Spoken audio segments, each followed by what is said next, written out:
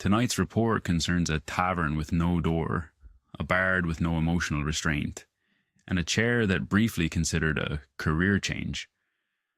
The hole in the wall remains open at all hours due to an architectural issue best described as unfixable.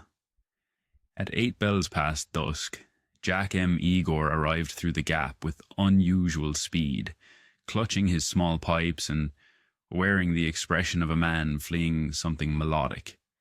Regulars exchanged knowing looks. They'd heard a voice drifting over the rooftops earlier. They did not say her name. They didn't need to. Jack made it 3 steps in before stumbling into a table and producing a chord from his letter that caused several patrons to wince in sympathetic discomfort. Those familiar with magical instruments slowly set their drinks down. They knew what came next. The litar's chord resonated, a tremble running through the wood of the table and into the floorboards. A stool shivered, another wobbled. A third, perhaps inspired, lifted one leg as though considering a sprint. Jack, recovering his balance, murmured an apology to the nearest piece of furniture. It hummed at him, disapprovingly.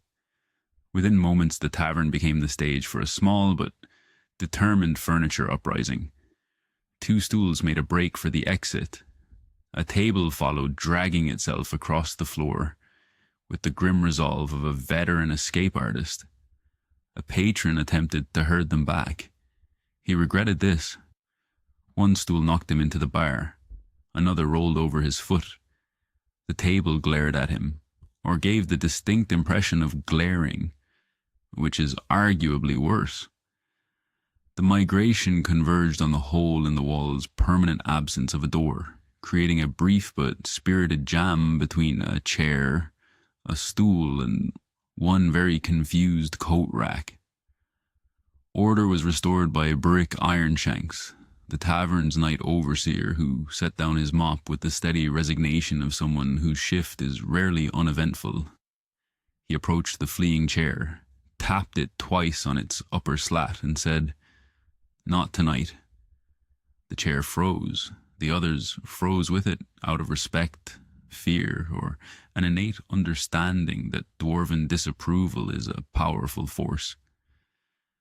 Burik picked up the chair, set it neatly beside its rightful table, and resumed mopping. He later recorded the event in his ledger under the heading, "Furniture Attempted Thursday." Damage to the tavern was minor. A cracked mug, a dented table edge, and one philosophical argument about whether chairs should have the right to leave if they truly wish to. Jack was escorted to his usual corner, handed a bucket, and left to process whatever emotional resonance had crawled out of that unfortunate chord. He paid up front.